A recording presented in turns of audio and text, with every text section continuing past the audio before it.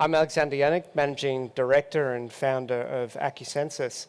I've been working in the road safety industry for about 2 decades now, and I've been very fortunate to have worked on a number of really impactful programs.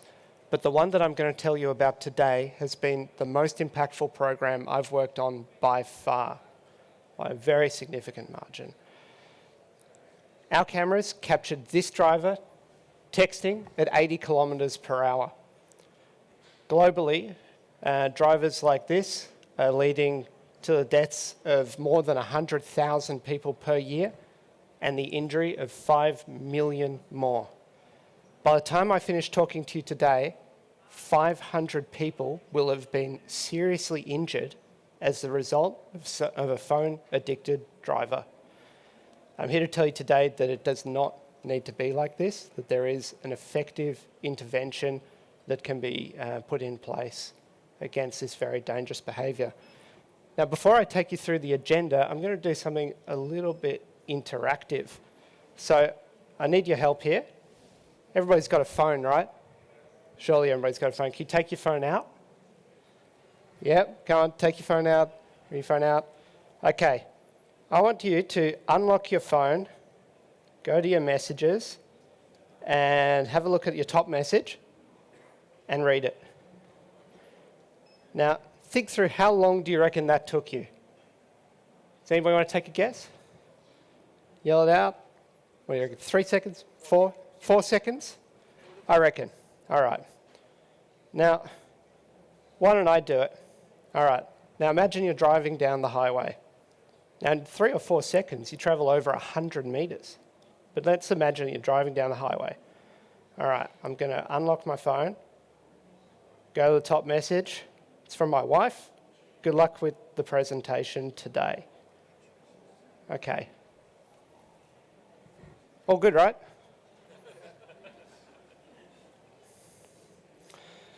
So, today I'm going to tell you about the world's first program to deter this very, very dangerous behaviour.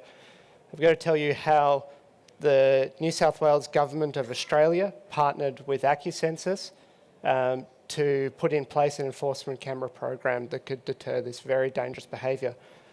I'm going to tell you just how significant that program has been in changing the prevalence of the number of people who are using their phone while they're behind the wheel. I'm also going to prove to you just how effective it is at reducing road fatalities. I'm going to tell you about the world's second program to enforce against this very dangerous behaviour and what else that second program has in place in the way of other deterrences against seatbelt, for example. And I'm going to tell you about how the technology works, how it was implemented, and what are some of the important things that you can take away in another jurisdiction as we take this program outside of Australia. And towards the end, I'm going to do something very important and I need your help. I'm going to ask you for help. And then there will be plenty of time for questions. So as I said, I've been working in this industry, in this sector for a couple of decades, so since 2006. And since 2006, I was very fortunate to work alongside some really exceptional people. And the best was James Rapley. And in that first decade that I was working in road safety with him, we were pleased to be contributing and making our part as road fatalities kept dropping over that decade. About 50% in that first decade I was working in it across comparable countries to my own one. But then on the morning of the 23rd of December 2013, I received a phone call. James has been hit and killed. And he was riding in a bike lane up a hill when a driver ran into him from behind at speed. And I was told that driver was impaired and was texting. And that's when this problem became deeply personal for me. And I spent the next several weeks quite inconsolable. I was really trying to think of different ideas, and the whiteboards in my office were just covered in different ideas I thought could have prevented James's death. But all of them came to nothing. By 2016, I'd realised that James's death actually marked a turning point in road safety after decades of declines in road fatalities across countries like Australia, New Zealand, USA, UK, France, Netherlands. The average road fatality rate was going up. Why? Why was that changing? What on the roads had changed? And I was absolutely convinced that that was mobile phone use. Nobody was talking about it in 2016, that this was the new killer on the roads, but this is really the new drink driving. And you look at this graph here, we have in the white iPhone sales. So the peak volume of iPhone sales was actually back in 2015, 2016. And then as those phones got into everybody's hands across the road networks in the world, people were getting addicted to these phones. And they started becoming accustomed to using them everywhere, including in the cabins of their vehicles. Now, a driver who's using a phone is 4 times more likely to get into a crash. That's what the research tells us. That's equivalent to driving drunk with a blood alcohol concentration of between 0.07 and 0.1. And the reason I'm here today representing Acusensus here with this new technology is that I didn't get the support from within the existing road safety industry to try and solve this problem. And I was quite saddened by that, but several colleagues and friends of mine said to me, Alex, you should just go and start this yourself. And I was very fortunate to have a lot of help from a lot of different people and places. And so by the end of 2017, I'd been introduced to a very significant man, Ravan, who's sitting over there, who's a seed investor and who really believed in me and the vision. And from there, we founded the company. We've had support, a lot of support from the University of Melbourne, who's given us free office space, continual advice, steered us through the journey. We've had support from investors. So to get this solution to where it is and to have saved over 100 lives, which I'll take you through just a little bit later, to have saved all that, it's taken about 10 million euros of investment so far. And I've had the support of a fantastic group of people who have joined the company and who have really helped me, all of those teammates. Now, this is quite an under-researched field. It's quite difficult to work out how many crashes are caused by somebody using their mobile phone. You can't really prove that after the fact, not easily. But the important thing to note here is that we cannot wait for data on this. This is so obviously such a dangerous activity. And too many people that I speak to, they say, oh, yes, we think it's very dangerous, but we need to do some studies and we'll wait another 2 years. I mean, in 2 years, 200,000 people have been killed by somebody using a mobile phone. That is just insane. Everybody knows intuitively how dangerous this is. But what we can do with our camera systems is that we can take them onto the road networks. We've taken them into 5 different continents so far, in fact, and we can accurately work out how many people on the road network are using a mobile phone at any given time. Where I come from in Australia, it was between 2% and 4% were using a phone before these interventions started. So you think about that, that's between 1 in 50 and 1 in 25 drivers are effectively blind. Now, when we went to Spain, it was 1 in 70. When we went to the UK, it was 1 in 60 drivers effectively blind. In Belgium, 1 in 50.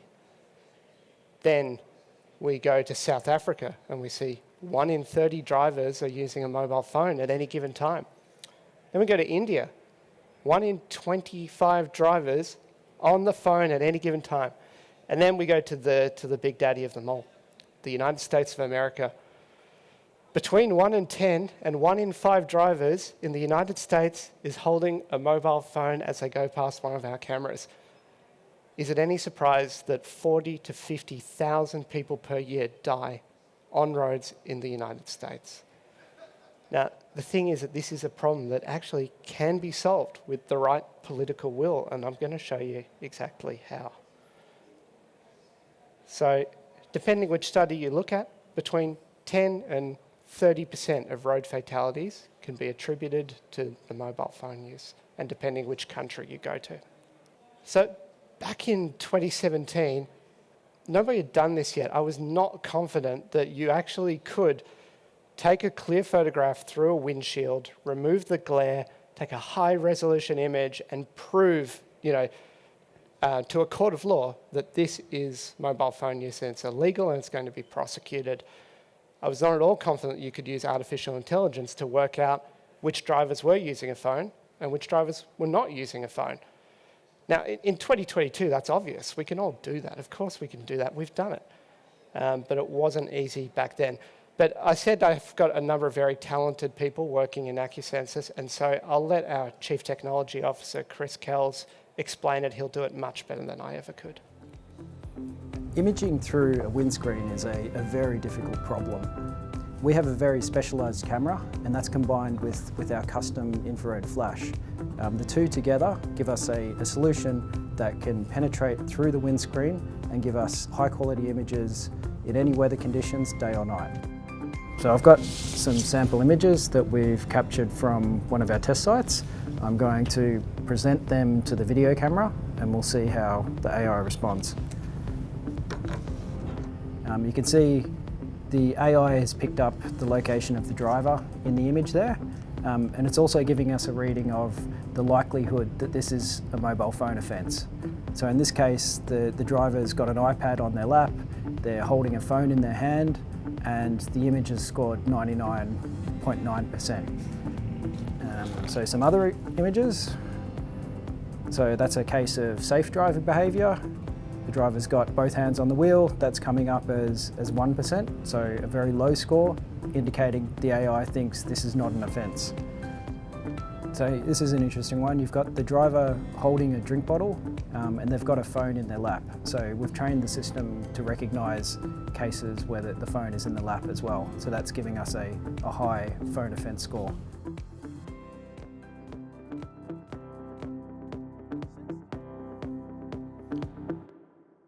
All right, thank you very much, Chris. So he explained the technology elements, and then on this slide is how they've been installed. So we have two of the most common installs on the slide here. On the left-hand side, you see a fixed installation. Here it's mounted to a variable message sign gantry. And then this kind of installation, fixed cameras, provides certainty of enforcement. Drivers pretty quickly recognise and know that at this location, they are going to be screened for illegal mobile phone use. But something that has really strong deterrence effect is the mobile solution on the right. It's a trailer-based system, and it provides anywhere, anytime enforcement across the road network. In most of the programs that we deploy, these trailers are moved every 3 to 4 days to a new position on the road network. The trailers can examine multiple lanes, and it has all kinds of power solutions in there, from solar to batteries to a backup generator in order to provide that constant 24/7 enforcement. Now I'm going to tell you about the world's first program against illegal mobile phone use. It was so revolutionary that it hit the absolute top headlines globally when this pilot was announced. So it was on BBC, it was on obviously all the Australian media, it was on CNN. It went right to the top page of CNN. It even displaced whatever Donald Trump was talking about that day. So that is probably my greatest achievement. So these are the headlines in Australia. And the New South Wales government had really strong political leadership. There was a lot of media agitation at the time in print, radio and press. But the ministers listened, and they said to the Department of Transport for New South Wales, right, go and find something to fix this problem. And Transport for New South Wales evaluated, they went to the market, said, what can you do? And they selected 23 companies to evaluate, and then they honed in over quite a lengthy and rigorous process to evaluate all the different technologies. They came into 3 different options, and then selected Acusensus for the pilot. So these were the headlines when the pilot was announced in the end of 2018. And at the time that we deployed that pilot, about 1 in 82 drivers in New South Wales was using a mobile phone, as per the pilot statistics. Through 2019, we worked with the government to develop the full enforcement program, which went live at the end of 2019. And so that program's been in place for a little over 2 years now. And within the first 6 months, the rate of mobile phone use had dropped already to about 1 in 300. It's been very effective, and we've been very fortunate to have a lot of support from the political side of the New South Wales government and also from the department side in Transport for New South Wales. And I'm sorry to have gone all that way without just saying, just in case, where New South Wales is. It's sort of in the middle of Australia on the east coast. It has Sydney, is the most famous city within New South Wales. It's the most populous state out of 6 states in Australia, and it's a pretty big place. So New South Wales is about 6 or 7 times larger than England. And when you look at these squares that we've divided up, they're 200 by 200 kilometres, so 40,000 square kilometres in each of these squares. And what it's showing, I'm going to take you through 6 months by 6 months by 6 months. As we deployed cameras across the network, how many drivers were found illegally using their mobile phone? If it shows up red, it'll be more than 1 in 100. If it's green, it'll be less than 1 in 300 drivers using their phone. So the first 6 months was really just about slowly expanding the reach of the program in terms of the number of systems and the geographical spread. Then over the next 6 months, the enforcement activity really got underway and it spread out more. And we got data from many more places, as you can see on the screen. Then things started to improve. You see more green squares there. There's also more geographical spread as we got further into the state. And again, an improvement and a further improvement. And you notice the places that are red on there are actually closer to the borders. So where I'm from in Victoria, that's the state underneath. There's no enforcement program there. If I showed you the graph for Victoria, it would be all red. Every single square would be red, as it would in the Netherlands or the UK, or pretty much anywhere in the world except New South Wales and Queensland. This is the total statistics from the sites, all the sites in New South Wales. And you see within a few months of the program, we're down at sort of 1 in 200 drivers are found using the mobile phone. A year in, maybe it's 1 in 400, and now we're down at between 1 in 500 and 1 in 600 drivers. That's all. That's a 6-fold reduction in the number of people who are found using their phone. That is incredible driver behaviour change. And this happens across the network. When we go to a brand new site, it's down at these kinds of levels. It's not at the 1 in 100. It's not at the 1 in 50 levels. And this is what we all really want to see. Road fatality and serious injury reduction. On this slide in blue is New South Wales road fatalities indexed when this program started. So 100% is when we started in December 2019. And you can see leading up to that, there's a steady trend, 100%, 100%. Then this program starts and we see strong, steady declines in road fatalities. And we're now down 21% in road fatalities in New South Wales on a 12-month rolling average basis. That's over 100 lives saved compared to the past trend. And you might think, well, surely that's just a coincidence. The rest of Australia is in orange. Should be very comparable. The orange line has gone steady and a little bit up over the years. It's up 8% there, while New South Wales went down 21%. And when you think through it logically, that's actually not surprising. 20% of road fatalities caused by a phone-distracted driver. We removed 80% of phone-distracted drivers. Therefore, we should have removed 16% of road fatalities. In fact, there's 21% removed. I'm not sure where the extra 5% came from. So now I'll take you from New South Wales north into Queensland. Queensland has one of the largest road networks in the world. It's the third most populous state in Australia. It has Brisbane down in the southeast corner and, of course, the Great Barrier Reef all the way down the east coast there. And Queensland, they also have a quite large road safety problem on their road network. It's very difficult for them really to put in interventions across a road network that big. And there's very strong support from the Premier and the Roads Minister to really deter what they saw as very dangerous behaviour in mobile phone use. And the first thing they did was introduce very strict fines. The fine in Queensland for using your phone behind the wheel is 1,000 Australian dollars, which is about 700 euro. So they really don't like it. So they also conducted a very rigorous evaluation process, and from that process selected Acusensus to put in place cameras in a similar way to New South Wales, with a mix of fixed camera systems on gantries and a mix of transportable systems that go throughout the state. And much like New South Wales, there's been strong and effective change in behaviour. In the first 6 months, a reduction twofold by the number of people using their mobile phone. But the other thing Queensland did was they said, right, you can turn on the seatbelt enforcement too. In Queensland, if you are driving without a seatbelt, you are 8 times more likely to die in a crash. And 40% of injuries in Queensland involve somebody not wearing a seatbelt. So the government said, right, we need to stop that too. We put in a program against that. Over 6 months, the number of people found not wearing a seatbelt has halved. So again, the enforcement programs really do work in changing behaviour. And we have the Queensland road fatality graph. So only 6 months of operation so far.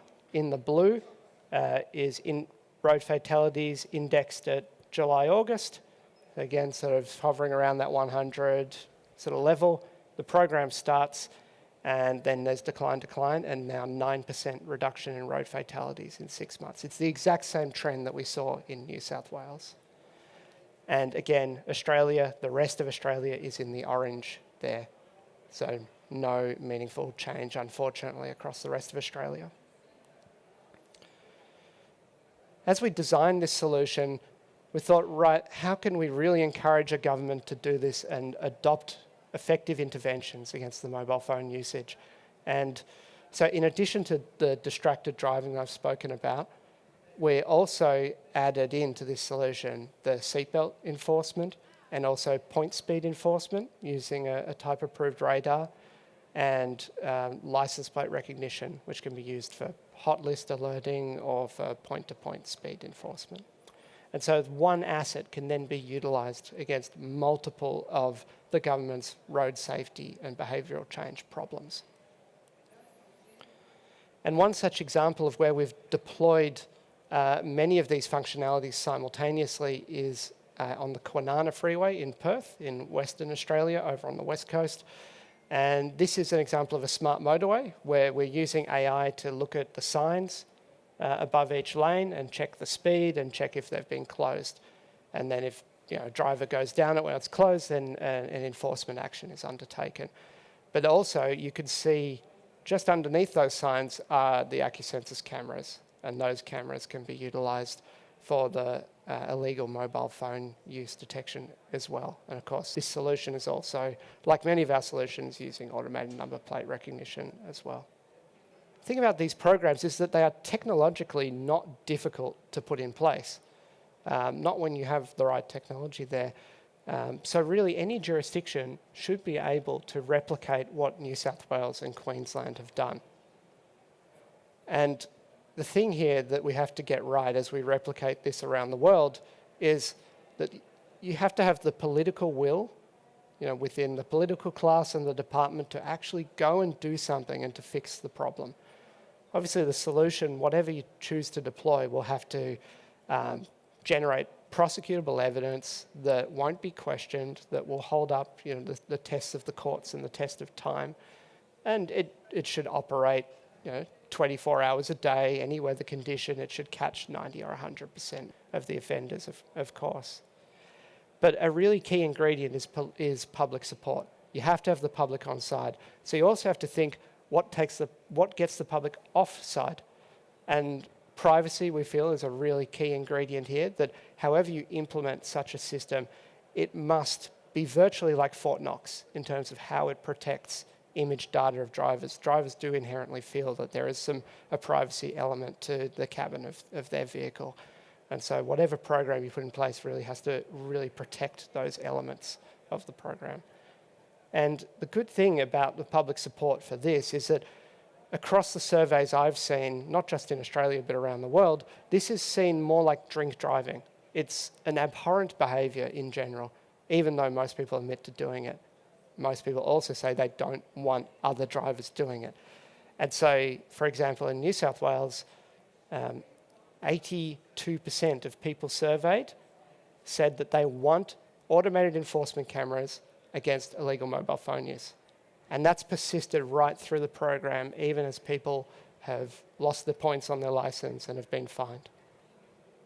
Before I take you to the questions, I'll just say a little bit about Acusensus. We're really a social impact business. Our headline goal is to deliver $10 billion of societal benefit over the next 5 years. We employ 16% of our employees working with a disability. So, for example, Liani is one of our image reviewers who suffered a spinal cord injury as a result of a road crash. So it's quite important to us that we can really do good and fix these problems. And we really like to work quite closely with our government partners and understand exactly their challenges and how we need to address them and solve for those different problems that they may have. Now, you guys might remember this. I don't remember this because I didn't see it. I was on my phone. But I really need your help. Yeah, this is too important to sit quiet about. Now, you've heard now, and hopefully I've convinced you, that there is an effective deterrent here, that you can easily save 20% of road fatalities if we just enforced this and discouraged it across our road networks. And so my request to you is to think about 3 people that you know who might be able to make a difference, who might know somebody who needs this piece of information and can actually make an effective change. So I really do hope that you'll be able to do that, to tell them New South Wales reduced road fatalities 20% in 2 years just by enforcing against mobile phone use.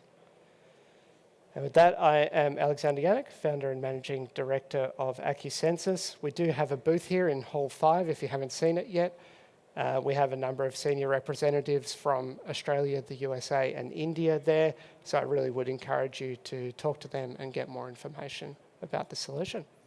So thank you very much. Thanks for your attention.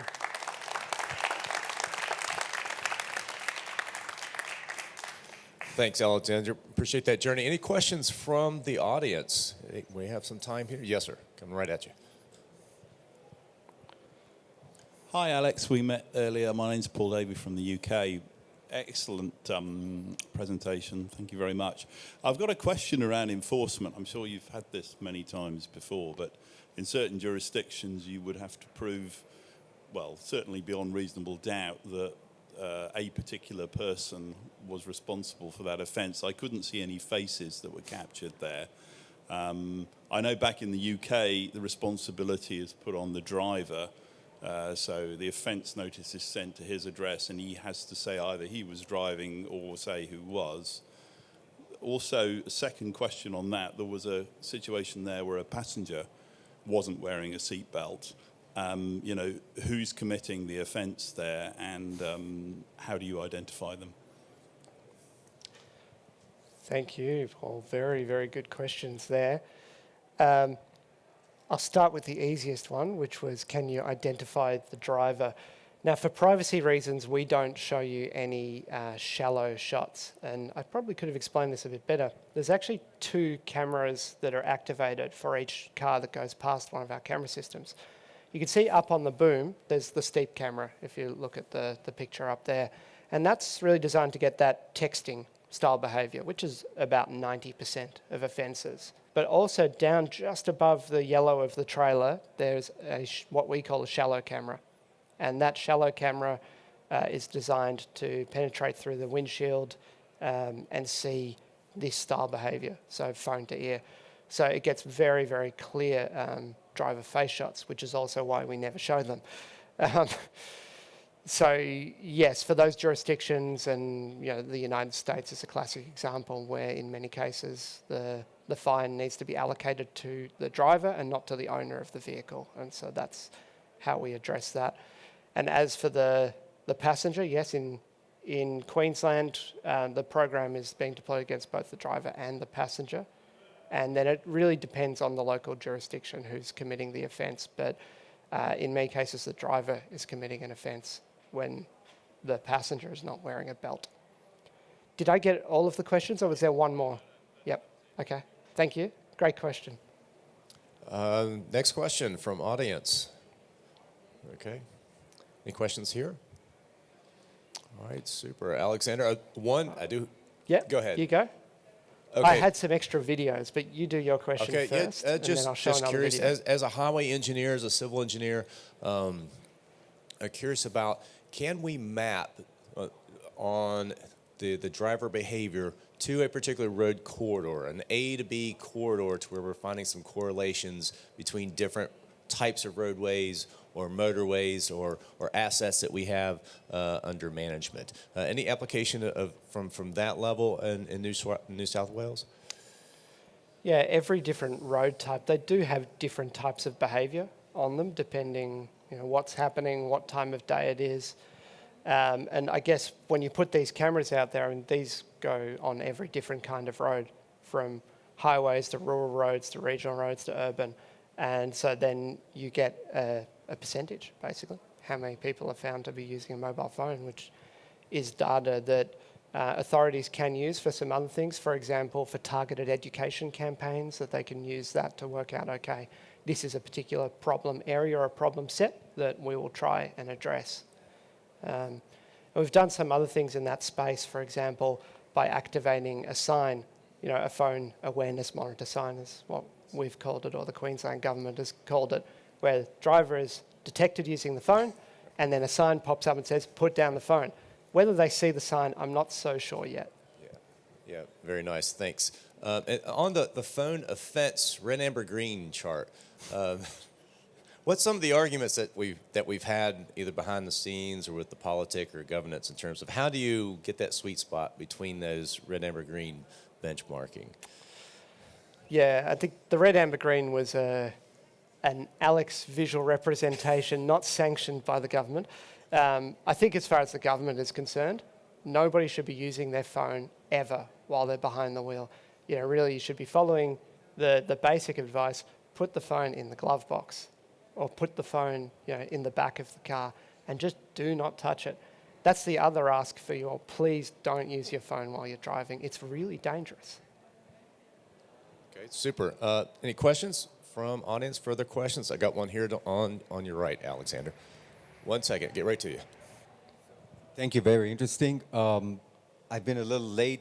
Do you have any financial measure of how much it saves the state in rehab costs, in accidents, in everything? And sorry, speaking about money, about such an important issue. I don't personally have that, but the government certainly has modelling on that, where they attribute a certain number of $1 million for every fatality and several $100,000 per injury.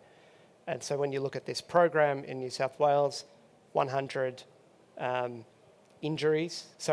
fatalities have been avoided, and generally you get about 50 times that in serious injuries. So that should have been about 5,000 injuries avoided. And so cumulatively, that will be over $1 billion now of societal benefit from this program.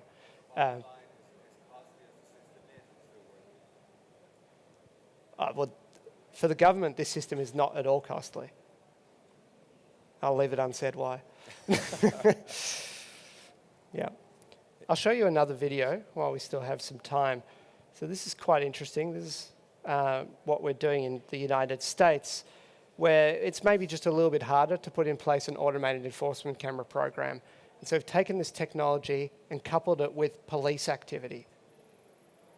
And so this is all done on a test track, so it's perfectly legal. So in the bottom left, we've got Jack there using a mobile phone as he's driving along. He's just about to pass the trailer system, the heads-up solution. And then we've got our officer there, I believe it's Tennessee Police, and he's got a tablet interface. All right, looks like we got a distracted driver using a cell phone. It's also going to be a speeding violation, 31 and a 15. So that's an example of a different way that you can utilize this technology to quite quickly enhance the policing operations and change behaviour. And then, of course, we can do any of the different types of violations. So, yeah, we can look at the seatbelt enforcement as well.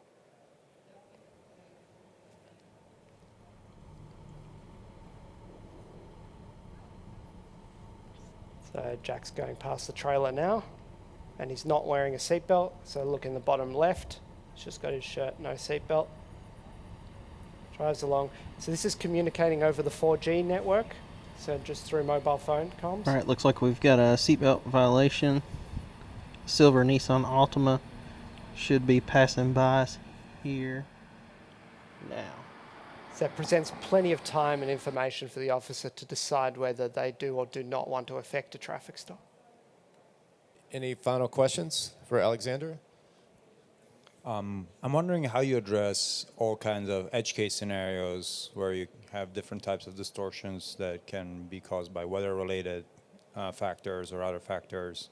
And so basically, at what point does the solution's performance drop where it becomes not as usable anymore? Yeah, so that was a really key design element right from the start, was how do we operate a solution 24 hours a day, 7 days a week. So there were the two main activity streams actually. There was that one, which was how do we penetrate through the windshield, and the other one was the artificial intelligence stream. And so when we look at the weather conditions, the easiest time of day to take one of these images is nighttime, when all of our illumination is artificial. The hardest time is during the day. So the most difficult condition for this kind of enforcement is actually sunny conditions or high glare conditions. It's not rain. Like, rain actually washes away the dust on the windshield, so you can get some really nice clear photos with rain. But in glare, that's what we've put a lot of effort into, to eliminate the glare, which is caused by the sun, and then just supply artificial illumination and get through that windshield. Okay, well, we appreciate all the questions today. We're coming up on our hard time at 2 o'clock. Unfortunately, because I know our journey is just beginning here with Alexander. We do appreciate the sharing the story of New South Wales, 20% impact of societal benefit for us in reducing road fatalities. We hear your challenge for us. That's the burden that we're going to carry going forward, the 10 billion euro reduction or increase of societal benefit. So thanks for steering the course for us, and certainly congratulations on the Intertraffic 22 Inspiration Award. So thanks very much. Yeah.